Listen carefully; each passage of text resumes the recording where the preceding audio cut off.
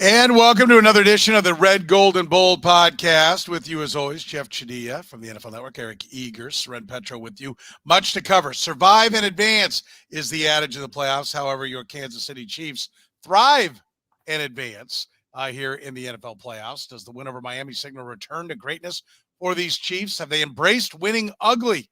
How far can the defense carry this team? Have they found their offensive identity? Why is the red zone, however, still such a problem? Rice, Pacheco, they exceeded Travis Kelsey in the pecking order of importance. How much does home field really matter in this game? Who has the advantage in a rematch? The team that won, the team that lost. Patrick Mahomes is 8-1-1 against the spread as a dog. He's a dog here. We'll get some predictions on this Chiefs and Bills game. We talk about it right now here on the Red, Gold, and Bold podcast. You're listening to the Red, Gold, and Bold podcast, the most in-depth analysis of the Kansas City Chiefs on planet Earth, breaking down the Chiefs like no one else can. Red, Gold, and Bold is hosted by Jeff Chadiha, Eric Eager, and Soren Petro. Jeff Chadiha is a senior columnist and on-air personality for the NFL Network and NFL.com. Eric Eager is the vice president of research and development for Sumer Sports. Soren Petro is the afternoon drive host of the program on Sports Radio 810 WHB in Kansas City. The Red, Gold, and Bold podcast is proudly brought to you by Gann Asphalt and Concrete, Kansas City's nationally recognized full-service paving and pavement maintenance contractor, making parking lot problems disappear since 1994. Free consultations, no commissions, in-house crews, and every project comes with a written warranty. Find them online at GannAsphalt.com or call 816-484-3338. Gann Asphalt and Concrete. One contractor, all things parking lot. Now, here are the hosts of the best Chiefs podcast, Jeff Chadiha, Eric Eager, and Soren Petro. And good evening and welcome. It is evening if you're catching us via the stream. Remember, if you catch us via the podcast, we're live Tuesdays at 8 p.m. Central here with the Red, Gold, and Bold podcast. You can be a part of the conversation in the chat room. We stream on Twitch, YouTube, Twitter, Facebook, LinkedIn, even on Instagram. So look for us, and you can be a part of the conversation live as the Red, Gold, and Bold podcast actually happens. So make plans to join us in the future. If you don't join us tonight, got a lot of folks already lined up in the chat room. We do appreciate that. We got a lot to cover here tonight, fellas. Let's talk about it. The Chiefs don't just survive in advance, which is all it takes in the playoffs. Although this Dolphin team was beat up, they handled them fairly easily, Jeff. This win over the Dolphins, is this a return to greatness for the Kansas City Chiefs? Where do you put this one? Well, the defense was great. The offense was okay, but that's a far better situation than what we saw a couple of weeks ago or 2-3 weeks ago back whenever they played the Raiders. So I think things are going in the right direction. I like that they seem to be going in the direction we thought that they should go, which is more Isaiah Pacheco, more Rashee Rice, less MVS, less everybody else except Travis Kelsey. And that's a good thing. So I think they understand who they have to be and how they have to operate to win in the playoffs. And the game was fairly clean. I think they had 5 penalties. They had 1 turnover, right? That's what I remember. It was a 1 turnover. And so they were doing the things that they had to do. Now, Kelsey had a problem with drops. Juwan Taylor had his 2 penalties, which seem to be the norm nowadays. But for the most part, they did what they had to do. They beat up on a team that was beaten up, and they advanced. Yeah. Eric, where do you put it? Is this, collectively they seem to be playing better football. If you go back to the Bengals game, the Charger game was all the backups. But then this game, where are we as far as this team getting back to what the expectations were for it before the season began? Yeah, what I really liked on Saturday night was how well they fit the run. That was their issue kind of all season. Although the last 4 or 5 games, they were about a middle of the pack team. That was really the only thing I thought that the Dolphins could beat them with. The deep pass to Hill was kind of fluky. They tackled incredibly well all game. They rushed the passer really well all game. And, cold weather is really hard to rush the passer in. So that was, obviously a good thing. And they forced a big turnover when they needed one. They have not been good. If anybody wants to look at my Twitter right now, the Chiefs, every team in the NFL playoffs left has a positive EPA turnover differential, except for the Chiefs, who have a negative 49 points on turnovers this year. And so them being positive in that direction will go a long way to them trying to repeat as Super Bowl champions. On the offensive side of the ball, there were just enough explosive plays. And this is back to your point, Petro. We said, the Bengals game, the positive part of that Bengals game was not that their offense was down for down efficient. It was they had explosives. They had a deep one to Rice. They had the Pacheco runs. In this game, they had explosive plays to Kelsey. They had explosive plays to Rice. They had explosive runs to Pacheco. And, part of that's the Dolphins defense being banged up. So, you look onto this week against Buffalo. Buffalo's defense is banged up. That's why the point spread did not open 3. It's open 2.5, south of 3, because this Buffalo defense is banged up. If they are going to win this football game, they have to continue the trend of Bengals against the Bengals and against the Dolphins, which is explosive plays on offense. Tell me, does, winning ugly, is that something that's been embraced? Can we say that they now understand what it takes to win and they're playing that way? I mean, they talked about, shrinking the offensive playbook. That was one of the things that they wanted to do going into the Bengals game. They've done that, but is there a sense of accepting field goals? That's what I see, Jeff. I see a team that is going out of its way to stop turning the football over and saying, listen, the defense is good enough. Let's finally the offense is playing the complementary football to the defense. Let's don't leave them out there all day. And if we don't get a 7, let's just keep getting 3s, because that's enough for this defense. Is that what you see them? Is that winning ugly in today's NFL? Well, yeah, that is winning ugly, to answer your question. The real question is it a conscious effort or is it just circumstantial? Like that game on Saturday weather was going to dictate you having to play that way. You couldn't go out there and try to be super creative, super fancy, be super wide open. You had to do some things that you had to take some singles, right? Just move the ball around the infield and touch home, but played a couple times, and you're going to win that game. The Bengals game, you go back to that one. You're playing a backup quarterback. Jamar Chase is banged up. T. Higgins is banged up. You don't have to do these things. This upcoming game against Buffalo creates a different challenge because you're talking about a really high-powered offense with a talented quarterback. And so are they going to be able to resist that desire to start playing that style again? I think that'd be a mistake. I think they're wiser to stick with what they have been doing, but we'll see. But I like it, though. I think that they're better served. We've said this all season long. They're better served relying on their most reliable playmakers to make plays than trying to scheme up all this stuff for everybody else to feel good about themselves. By the way, Eric, I think you're the guy to ask for this. Are we MFing back? I mean, I've been the one that's been the most optimistic on this whole group, right? And I think, yeah, I mean, like this team can win the Super Bowl. I've said this a billion times, right? We're one really good. That's why I asked you. I knew you would give the man the answer he wanted. Yeah. We never left, man. We never left. I mean, Christmas Day was dark, though. Christmas Day was dark. I will say this. I still don't believe they can win 3 games against the kind of caliber of competition they're going to play against, not 3 in a row. Clyde Edwards-Hilaire's fumble was not a sloppy fumble.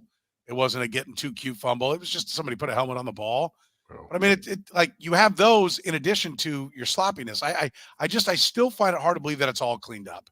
And I do think at some point they're going to need touchdowns. And I do like that they're embracing it. Can they win it? Of course they can win it. We've said that all year as well. Those of us that have been more pessimistic than Eric, Jeff and I have both acknowledged, yes, there's no one they can't beat.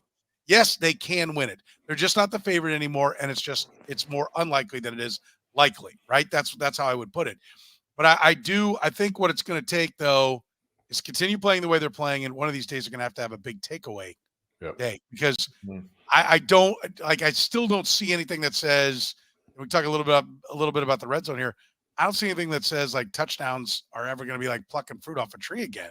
Right. And I don't know that down 4, 121 to go, just give it to Pat. He'll get it done. I don't know that we can still feel like that yet. Can we? Well, and Soren, even the touchdown they got, the first one to Rashee Rice was a busted coverage. They didn't cover the guy.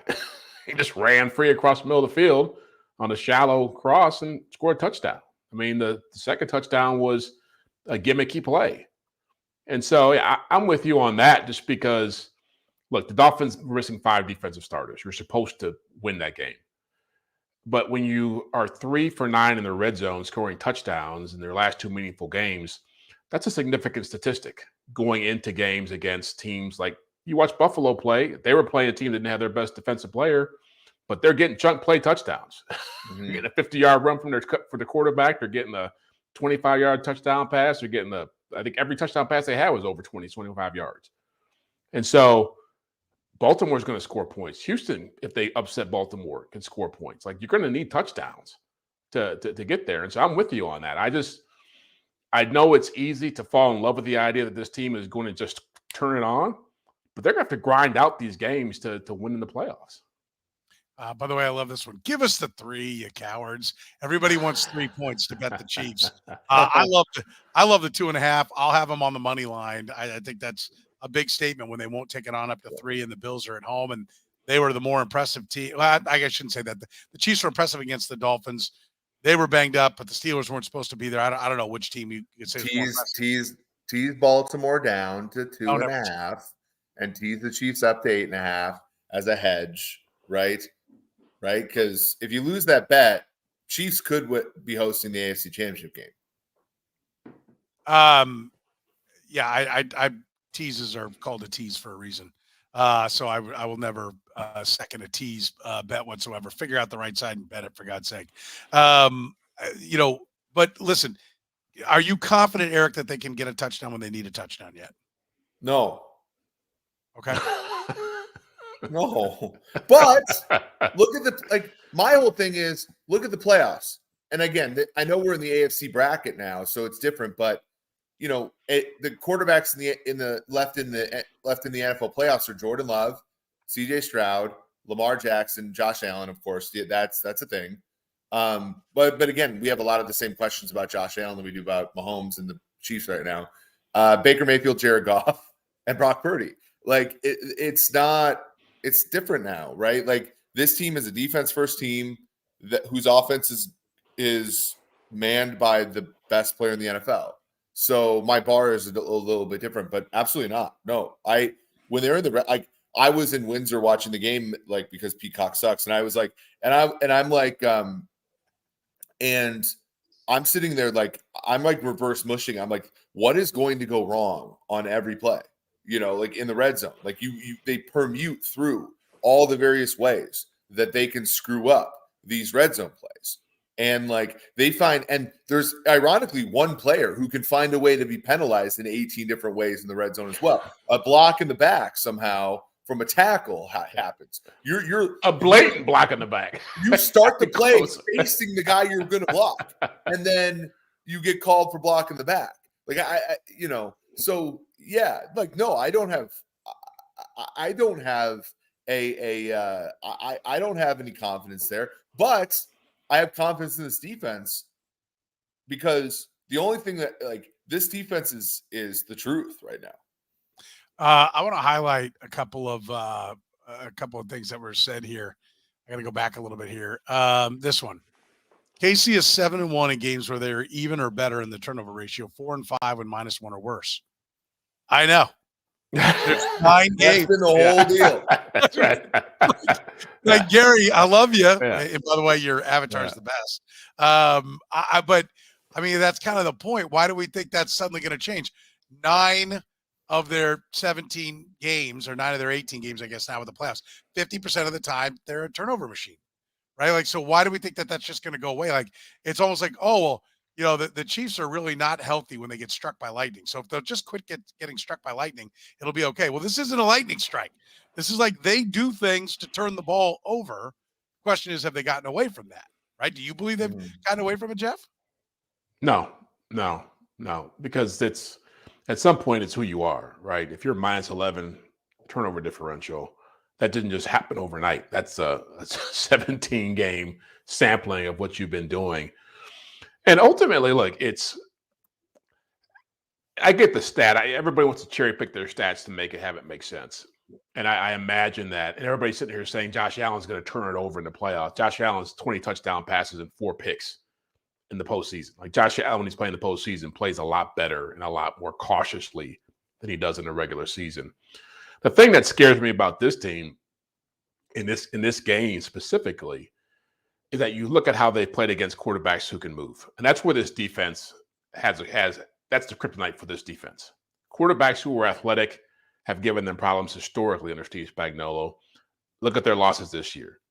Josh Allen, Jalen Hurts, Russell Wilson. Zach Wilson had a day against this team, against this defense. And so it's much easier to have big games against stationary quarterbacks like Tua.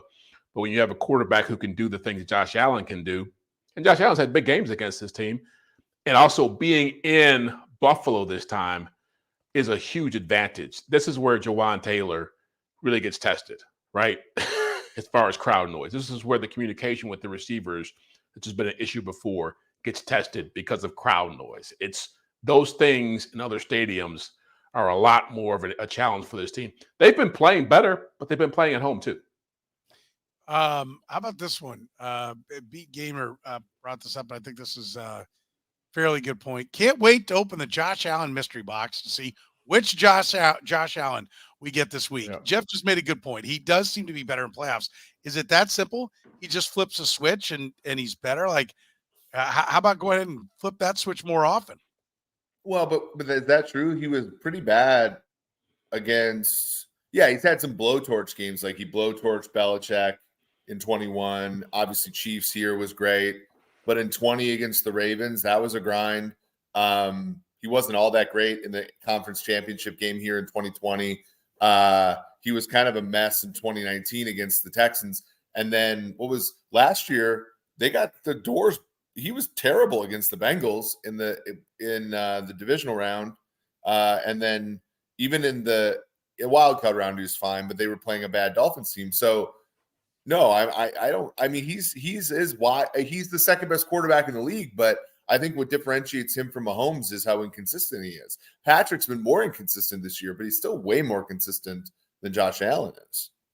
Okay, you buy that, Jeff? I mean, it seems like you're more on board that playoff Josh is the real deal.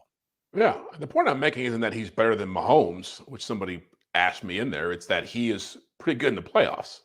If you're 20 touchdowns, 4 interceptions in the playoffs, that's pretty good. I mean, he was pretty good yesterday. Like they only threw for 200 yards, but he dominated that game. I do like this part because I agree. I think he's the Brett Favre, and let's remember Brett Favre went to 2 Super Bowls and won one. So I mean, like that's not a negative, right? It just means that he'll make some plays that other guys won't make because he's willing to fit it in there. He'll also shoot you out of a game, and I think Josh Allen's got a little bit of that. I do think, we talk about winning ugly. Where is this defense now, Jeff, in your mind? Have they gone to a whole nother level? Like they've been very good. They were number 2 in points allowed, but the corners are playing with such confidence. Like when you're L'Jarius Sneed, when you get up and just like pile drive, Tyreek Hill into the ground, you're completely confident in your abilities. You're definitely healthy, right? Which is always kind of a question mark with L'Jarius Sneed. And you're completely confident in the scheme and what's around you. And they threw a lot of different things at the Dolphins in that game. They're playing with a lot of confidence. They've been good all year. Are they even better now? Is it a defense that could win a 10-9 playoff game?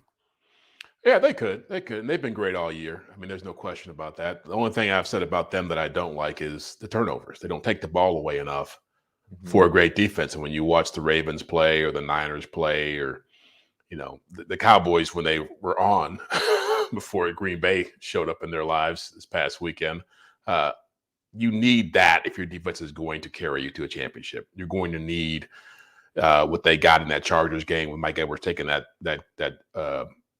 fumble back. You're going to need the fumble they got against Miami the first time around and return that for a touchdown. You're going to need to you're going to need to steal a possession and put points on the board. That's how the Raiders beat them back on Christmas. They got 2 defensive touchdowns. I mean, that's how you're going to win if you're a really good defense. Now, again, the question I pose, nothing against what happened on Saturday against Miami, and Miami's got a good offense, but Miami's offense has not showed up against every good team they played. We know that. Again, look at how they played against Jalen Hurts, against Josh Allen, those quarterbacks that are really talented, like Jordan Love. I mean, they didn't look that great in those games, and that's what I look at. By the way, we're proudly brought to you by Gann Asphalt and Concrete, serving the greater Kansas City metro area. Nationally recognized full-service paving and pavement maintenance contractor, making parking lot problems disappear in Kansas City since 1994. Whether it's asphalt, whether it's concrete, whether it's just striping, whether it's sealing, you name it. One contractor, all things parking lots. It's Gann Asphalt and Concrete, Kansas City's best. Make sure you tell them you heard about them here on the Red, Gold, and Bold podcast. Call 816-484-3338 or find them online at GannAsphalt.com. Eric, how bullish are you on this defense? I mean, is it the best in football? Are they still looking up at the Ravens? What do you think? Yeah, I mean, Jeff makes a really good point about, when you look back at the teams that they've struggled with. Yeah, like especially now that you throw the Jordan Love in that bucket. Although, I mean, look, Dallas has Micah Parsons and all those guys. They give up 48 to that, Cowboys defense. The Chiefs gave up a mere 20. Was it 27? So, I think there are levels to this. It's, to me, defense is always like a tricky variable year to year. It's always a tricky variable even starting the year to the end of the year. This team has 3 more games. It's healthy, right? And to your point about Snead, it's always a question mark. There isn't a defensive player in the NFL, line on back, that's playing better than he is, right? And you pair that with McDuffie, who I'm surprised he got all pro over Snead, but he's deserving too. Mike Edwards is a ball hawk and has been ever since his days in Tampa Bay, sometimes to his detriment. And they have four starting caliber linebackers who all played really well on Sunday against a good run. And the Bills have been a team that when they got it turned around this year was when James Cook started performing as, the third best running back in the NFL behind McCaffrey and Kyron Williams. So I think with respect to this week and moving forward, yeah, they're I think that they're legit. They're as legit as any defense in the NFL. I would put them second to the Ravens right now. That's a great point, by the way. That's a great point he just made, Gary Higgins. Which one? This one right here, the Bills. The one sitting up on the screen. Yeah, I agree, because they can play 2 tights, play big, and I think the game plan for the Bills is. But Dawson Knox is hurt, guys, right? Like he got injured in the game on Sunday. A lot of this handicap of the Bills, you got to look at the injury report. The Bills came out of that playing. I mean, we got to check, right? They're like Rasul Douglas didn't play the other day. I think he's going to play Sunday. But when you handicap this game, this Bills team, when we talk about the Chiefs and whatever's happened the last 3 years, ever since we've done this show, maybe it's us, I don't know, but this team has not gotten hurt in the last 3 years. In all likelihood, right? This team has not dealt with significant injuries on that side of the ball for 3 years. And we look over at Buffalo, they have significant injuries to that side of the football. So, and also Knox. So we just got to be careful because Buffalo came out of that game yesterday with 2-day rest differential. Bang the hell up. Yeah, no, I mean, I think isn't that the question we've got here is, are we looking at just a redo of what we saw with the Dolphins? I don't think we're at that extreme. It's not that level. They're down to a 3rd-string middle linebacker. That should bode well for the Chiefs being able to run the ball, shouldn't it? We'll see. I don't know. I mean, that guy led what was the leading tackler in that game, wasn't he? He came off the street and had more tackles than anybody else. The 3rd-stringer. AJ Klein, yeah. And so, look, I hear what Eric's saying. It's not like their playmakers are healthy. Now, maybe Dawson Knox is going to be nicked up, but I think he'll be out there. Stephon Diggs will be out there. Gabe Davis may be out there. Josh Allen will be out there. James Cook. The guys who matter will be out there. Jordan Poyer, Micah Hyde. And look, we're sitting here talking about Buffalo's defense like they've only given up 22 points. They haven't given up more than 22 points in their last 6 games. They're playing pretty good defense too. Mm-hmm. They're playing better. I mean, I think they've figured out what their personnel is. How much of it, though, Eric, is this? What Pig says, Steelers suck. Why was it a 7-point game in the 4th quarter? Did the Bills just kind of go to sleep, Eric? Yeah, the Chiefs haven't played anybody good for 6 weeks either. Yeah. Like that. That's true. I just want to be fair. Like they haven't played. Like the Dolphins. Like to Jeff's point, you got the Dolphins injured playing in like the worst possible environment for them last week. So from a defensive standpoint, with the Dolphins, I know Waddle wasn't 100% and Mostert wasn't 100%, but the only guy who didn't play for the Dolphins was their left guard. Now the weather was brutal, and if you want to say, well, that Jack and Tua, I think we know Tua is like a poor man's Jared Goff. Let's be honest. Yeah. Okay. Show me the game where they've stepped up against a really good outside of Dallas, and they've played well against a good team. Like that pretty much was the MO we all bet on coming in, that Miami was going to come in here and lay an egg and look bad. Yeah, the injuries mattered, but there was no way they were going to all of a sudden just nut up and all of a sudden turn into some tremendous performance because it was the postseason. That wasn't happening. But I agree with the general point. I mean, the fact is, and somebody had this great tweet today, which was Rob Pizzola, one of my friends who runs the Hammer Betting Network, who's a phenomenal resource for bettors. But he said, like, the point about like everybody who does this analysis of like so and so hasn't played anybody, it's like, yeah, there are only like 5 good teams in the league, and you can't play yourself. So like, who's played any? Like the Ravens and Niners played each other, and then like hadn't played. Like, you know what I'm saying? Like, if those are the only 2 elite teams in football, then who have they played? Okay, elite teams, but are the Packers good? But you look back at their schedule. One of the reasons I like them so much this year, their schedule is kind of easy. I mean, they won in Dallas. Like, if we're going to sit and talk about Dallas, had been undefeated at home for like 2 years. Yeah, I guess I'm missing the Raiders point. won in Kansas City. Eric said they haven't played anybody for 6 weeks, and so I say the Dolphins offense had everybody out there. Well, but that doesn't count.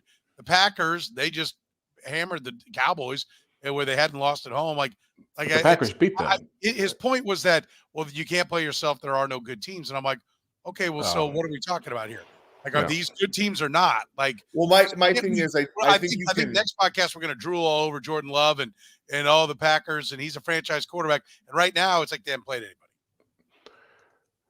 No, what I'm saying is just like you have to take the schedule analysis with a grain of salt because there aren't that many good teams to play. Yeah. You know what I'm saying? Like, but I guess my question again is, I think the Dolphins' offense is a good unit. They held them to 7 points. Yeah, the Packers are a good team. They hammered the Cowboys. No one here is the Chiefs' defense is better than Bills' defense, both from a result standpoint, but also from I think we're focusing on the wrong thing. The Chiefs players are better than the Bills players on defense, and especially after you look at the injury reports this week. I do remember that the schedule was quite soft for the 2019 Chiefs coming down the stretch too, when they won 6 in a row, right? So, and the 2021 Chiefs too. And I believe the 99 Rams didn't beat a team with a winning record until they got to the postseason, correct? I think that's right. They didn't beat many. They beat Sean King's team quarterback like Sean King in the conference championship game. So I think there's not that many good teams in the NFL every year. Like there just aren't. I think the larger point to be what I take away from this is just like everybody at this time of year loves to. I had a friend do this at my gym this morning. People love to run down teams in order to make their team feel better. It's okay to say the Bills are good. It's okay to say the Chiefs are good. You don't have to try to find all these ways to rationalize how they got to where they are. I mean, they've won 6 straight games. They got a powerhouse quarterback. They've been in the playoffs. Been a Super Bowl contender the last 3 years. It's like they're not dog crap. Yeah. They do still have an issue in the red zone. Why, Eric? The Bills or the Chiefs? The Chiefs. It's the Red, Gold, and Bold podcast, not the Red. Yeah, but they're facing the Bills. Podcast. The problem with the red zone is like the mistakes get magnified, and they're a mistake-laden team, right? They got rid of Andrew Wiley and Orlando Brown, who play for play are nowhere near as good as Donovan Smith and Jawan Taylor, but Jawan Taylor and Donovan Smith make mistakes like holds and offsides more often, right?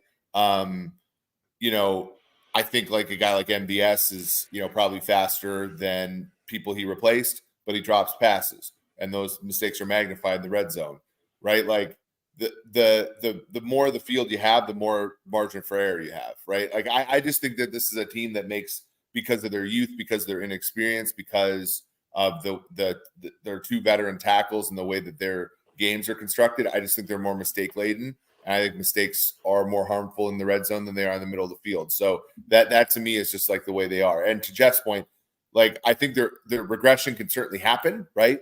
You flip a coin, a bunch of times. You flip a coin 10 times, you can get 7 heads pretty freaking easily. So, hope we get that in over the next few weeks. But I do agree with Jeff that this is somewhat fundamental to who they are. Okay, Jeff, they got to the red zone every single time they got to the red zone, that they took a snap in the red zone.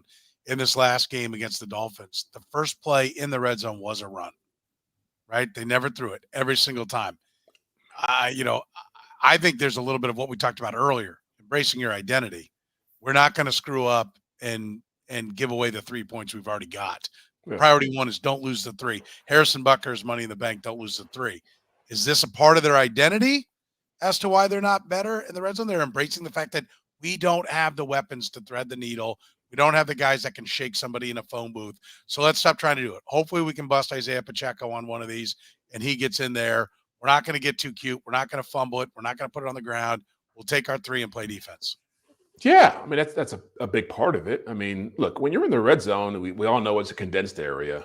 We all know the way that you can succeed down there is you have to create movement by the defense, right? You have to get them you have to create openings. You can either do that, and when you're in the middle of the field, you can do that vertically. You can stretch the field. Once that's taken away, now you have to rely on what used to be a great play they ran in the red zone was the jet sweep, right? There was always the threat of Tyreek Hill or McCole Harbin on that sweep, and that opened up so many opportunities to play off that.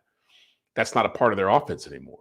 And they can't, as good as Pacheco is as a hammer type runner, an energetic, hard running back, like they don't really move the crowd in the same way, and that's in that part of the field like a Derrick Henry does. They don't have that kind of presence, and so you're relying on what? Rashee Rice and Travis Kelce to get open. That's it. No one else is really a difference maker when you're talking about having to make those kind of plays. But that's what I see. It's really a talent issue. It's a personnel issue. Some of it's a play calling issue, but it's been building for a long time. And I think it's a real issue. I don't think it's something they can just blow off, because getting 3 against a team like Baltimore or Buffalo or Houston is an easy recipe to lose. Eric, for a couple of years, Travis Kelce was that red zone guy. He was kind of the cheat code that could find the hole in the zone or could go up and catch it over other guys with his length, with his height. We haven't seen that at all this year, right? He's been a little bit allergic to the end zone at times. Is this signaling, in addition to the fact that they've lost that weapon? Jody Fortson, we talked about, was kind of Jeff's talked about that all along, the feature piece that they had. And you too, Eric, spent a lot of time banging this drum. Feature piece they had, that he was a red zone weapon. It's what he was. That, reality is they could really use old Kelsey, but he ain't coming running out on the field anytime this year. Well, and he just doesn't create the separation he used to, right? Like the other part, he was never a great tight end as a contested ball guy, right? He was always good feel, good ability to get open. And he's just not that right now, right? He's just not. And he was better. He actually looked fairly spry on Saturday, right? I thought he got open more. The drops were unfortunate. They'll probably, not go away with better weather, but it is that, like, he's just not as good at getting open as he used to be. And Whiskey and Washers has a good point. The 2 most effective offenses in Chiefs history, 2018 and 22, I'm sorry. Both years they had double-digit receiving touchdowns by backs, and that has not happened this year because Pacheco is not a great running back on passing plays, on called passing plays that aren't going to him. And Clyde is just Clyde, right? Clyde C.J. Anderson, that's 3 inches shorter. So. Jeff, how about the idea, because we've had a couple of them, like Matt talked about, like, why don't they run the jet sweep to Hardman? They didn't do that. They were pretty close to the vest. How much do you give? Have you ever talked to a coach who said, listen, we knew early on we had this game and we kept a lot of it on the shelf, and that the Chiefs part of it was they knew that the Dolphins in this cold were not going to score, and Andy left the A game on the shelf in the red zone, and that there's better waiting to be unleashed on Buffalo? I don't buy that. They don't run it with Hardman because that's all he can do down there. So if he's in the game, if you're a defensive player, you're saying, watch the jet sweep. That's all he's doing. He's not running a fade. He's not running across. He's going to take the ball. They talked about that pop pass, too, that's gone away. But that's all he can really do. But when you have Tyreek Hill out there, you have Kelsey in his prime, and whoever else you want to throw into the mix, or a back like, who was the guy they had? Damian Williams. It's harder. Jerick McKinnon. It's harder to cover all that stuff. And so you can call those kind of plays. That's what I'm saying. It's like when you're talking about how they're having to play now offensively, where you're saying Rashee Rice, Travis, and Pacheco, you're our dudes.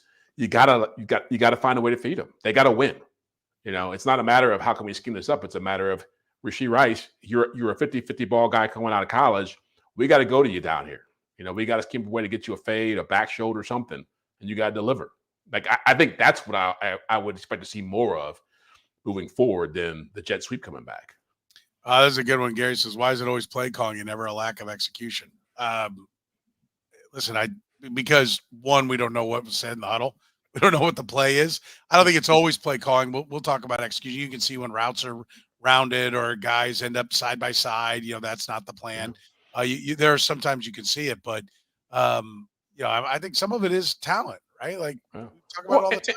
And also the protection. I mean, Mahomes in that area is a lot more sped up than he was in years past. He's not sitting back there like, okay, I can sit back here and wait, and maybe I can get out the back door and run for 10, 12 yards and make a play here. He's like, well, damn, this pocket's collapsing in a hurry on the edges.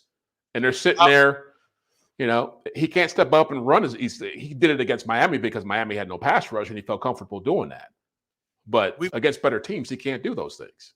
We've had a number of people, by the way, we're brought to you by Gann Asphalt and Concrete with free consultations, no commissions, and in-house crews. Every project coming with a written warranty. Why would you go anywhere else? Gann Asphalt keeps your parking lot safer, helps you and your business avoid unnecessary delays, costly expenses. Find them online right now at GannAsphalt.com. One contractor, all things parking lot, Gann Asphalt and Concrete. Got a lot of questions about why not Justin Ross in the Fortson role, Eric. We've gone over this again and again. Do you want to back this one? There's been about 10 people that have said Justin Ross. Like, how long does this guy have to not play football before someone goes, he's not that good? Like Captain America. For one, he's not a tight end. For one, he's not a tight end. Like those 25 pounds that Fortson has on Ross matter, right? The years he spent with his hand in the dirt against college tight ends, where Ross was against corners, matters, right? So there's that. But there's also the fact that Fortson's an NFL player and Ross is kind of trying to figure out if he's an NFL player. So there's also that. So it's just that, right? It's just there are levels to these things. Yeah, there are. And then one other, Jeff, Vic Fangio. Can we put to bed the idea that Vic Fangio has some cheat code for the Chiefs? They went up and down the field on the Eagles last year when Vic Fangio was supposedly contributing to what they were doing. He destroyed him in the first half in Germany against the Dolphins. Is Vic Fangio a thing or not? He got half his defense out there. I mean, I wouldn't say that it's fair to judge him off that. I mean, he's a pretty good defensive coordinator.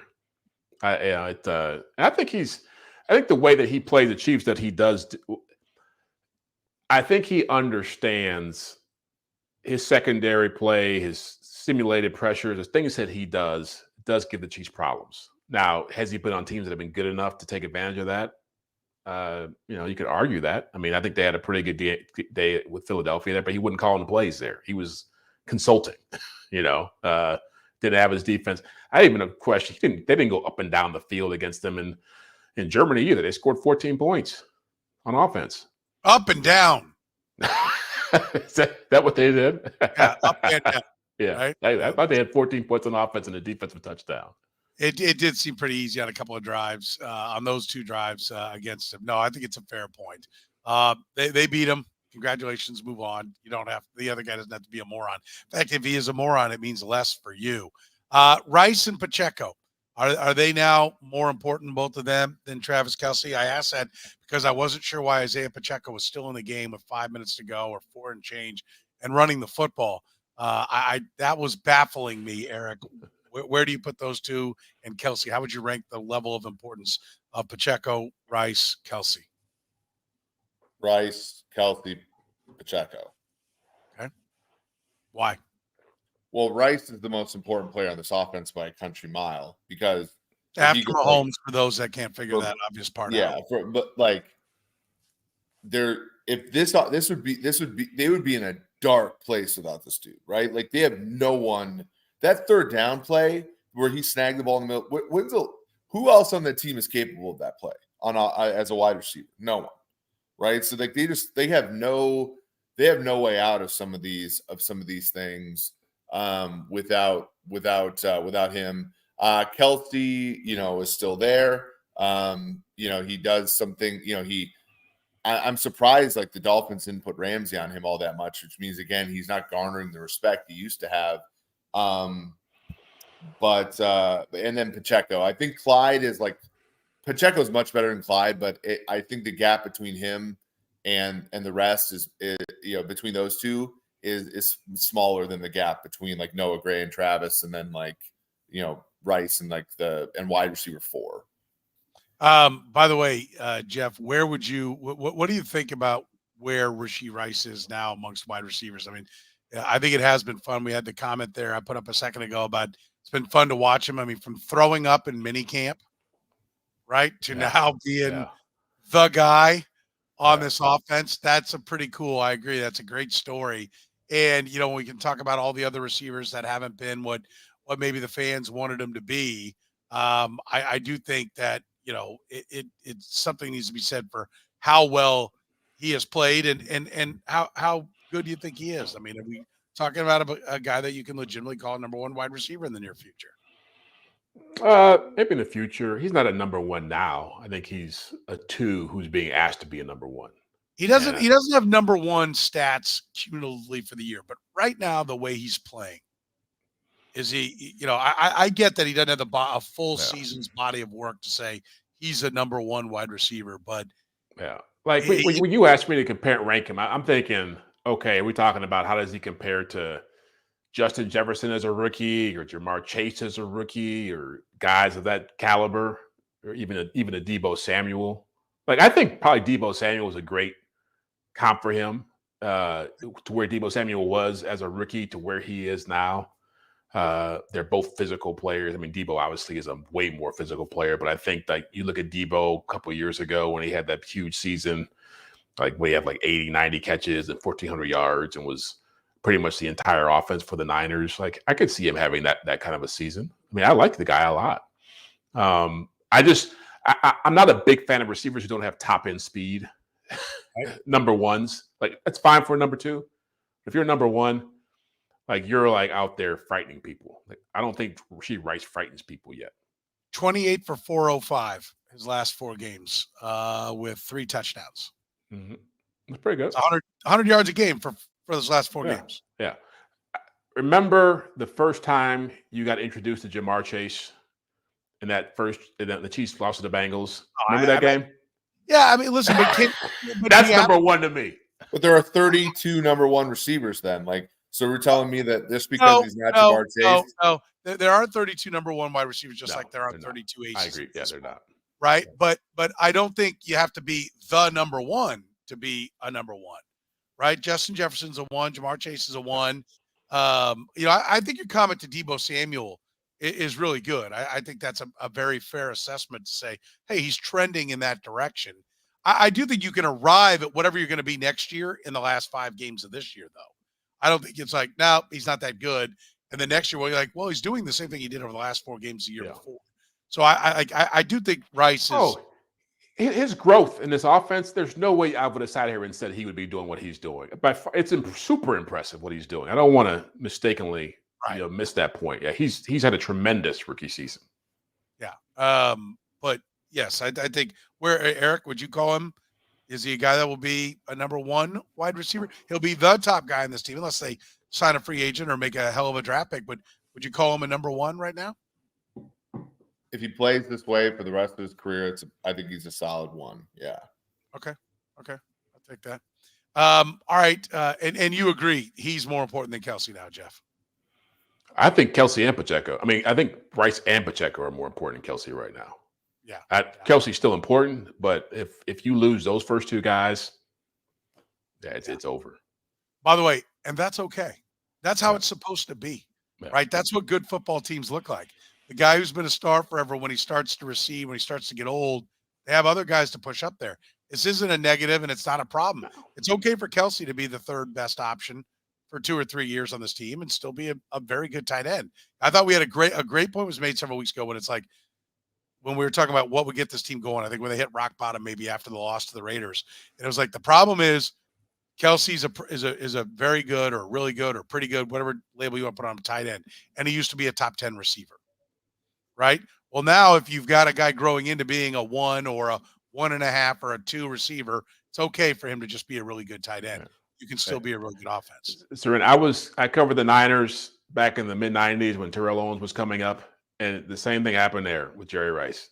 Jerry Rice was clearly not as good as Terrell Owens.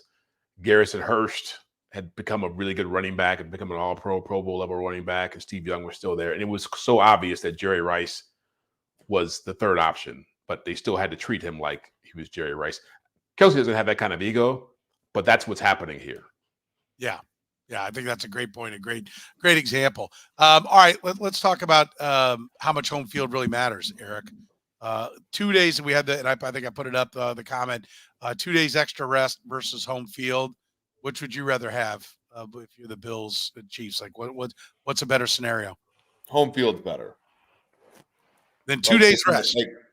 Definitively. I mean, home field in the NFL, I mean, if you're like talking about Carolina, Washington, LA, one of the bad, you're talking about a point. You're talking about like Seattle, Green Bay, Denver, 2.5 points.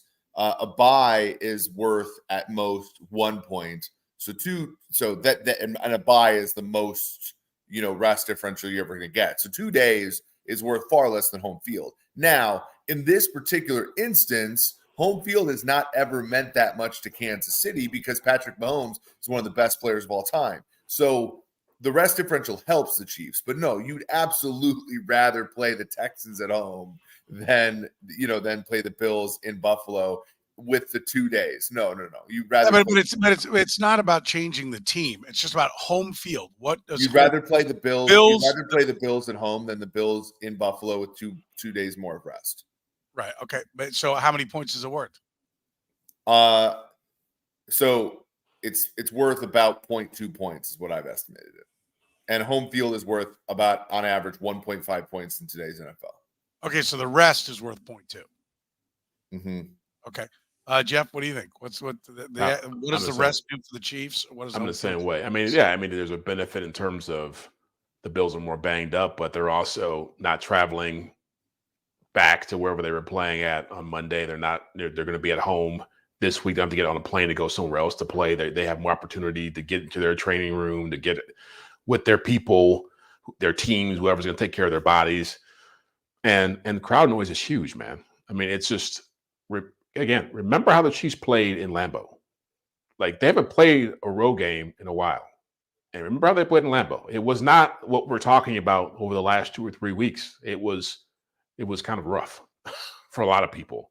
And so the way Buffalo played in that game, they had a lot of confidence. And Josh Allen made a really interesting point where he talked about, I think after that last game, he said, we've been playing with that playoff mentality for so long that now everybody's on an even footing.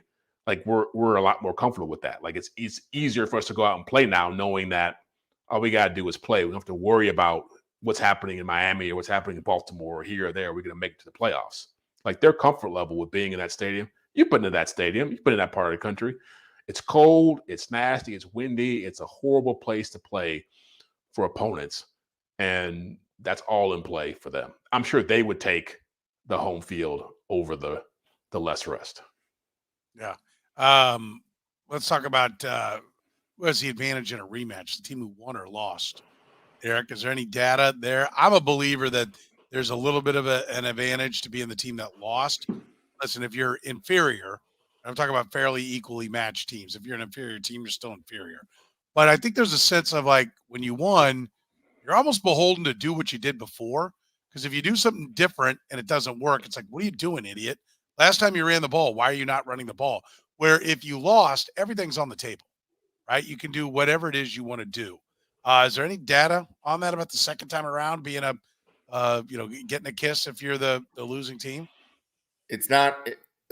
The point spread does compress in games like that, and the familiarity in general compresses the point spread. So you're on there. It shrinks it, meaning the games are closer. The games are closer, and we've seen it in Chiefs history, right? Like look at the total. Like look at the this is the history of the Mahomes era, right?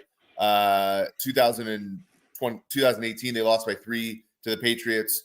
They go to overtime to the Patriots in the conference championship game. So in regulation, the outcome of that game. In 2019, they lost to both the Texans and the Titans in the regular season. They beat them both in the playoffs.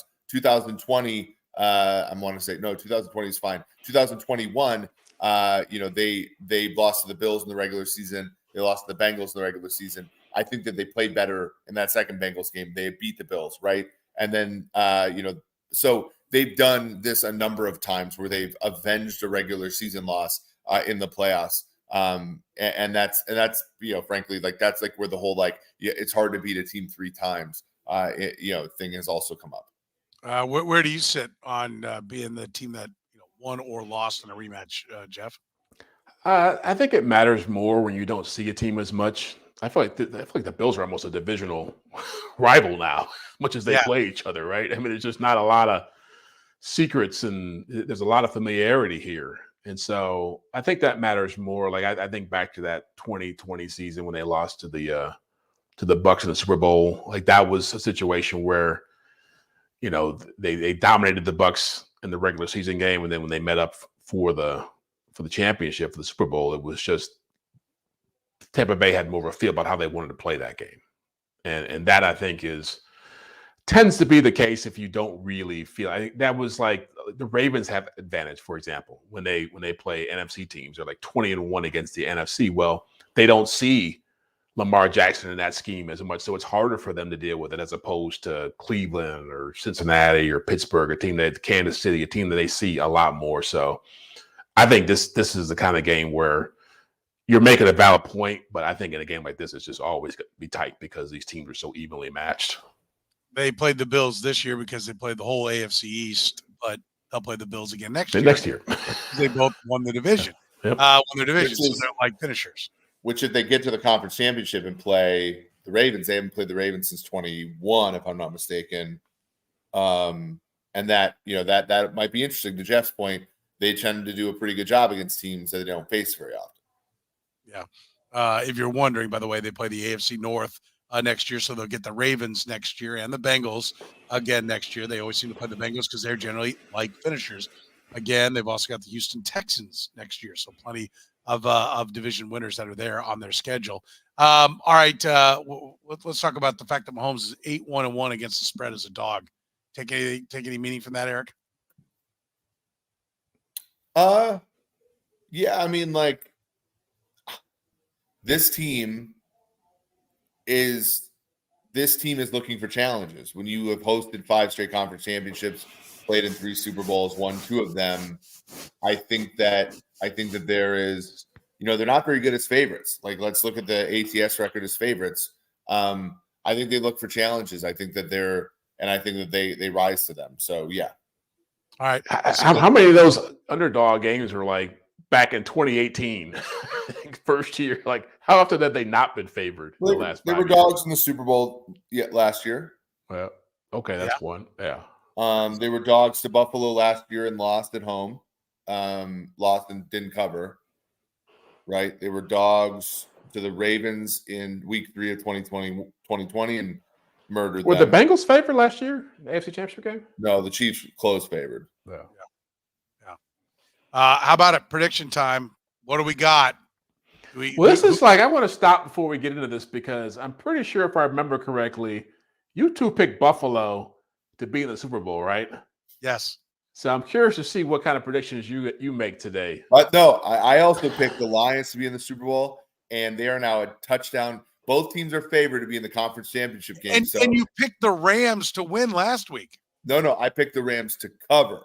And they did cover, Soren. Okay. All right. I picked them to cover as well. All right. So what do we got? Eric, why don't you lead us off? Yeah, I mean, this is a hard. So my model makes Bills by 1.75 points. So, I'll say it, Eric. Come on, Eric. I think there's a 53% chance the Bills win this game. So give me a score. Bills 18, Chiefs 17. They're playing pickleball. I love it. Okay. Jeff? I said Bills 24-20 earlier today. I'll stick with that. Bills 24-20. I'm going to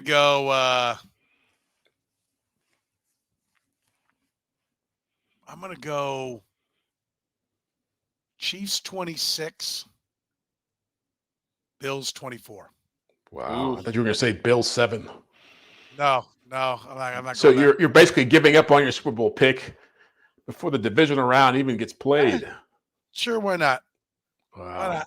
I do like Mahomes as a dog. I think there is, somebody said it, the FU chip on his shoulder. I mean, I do think they found something in the offense. I do think they found a way to play. I also can see, like, illegal procedure 74, false start 74. You're going to see a lot of that.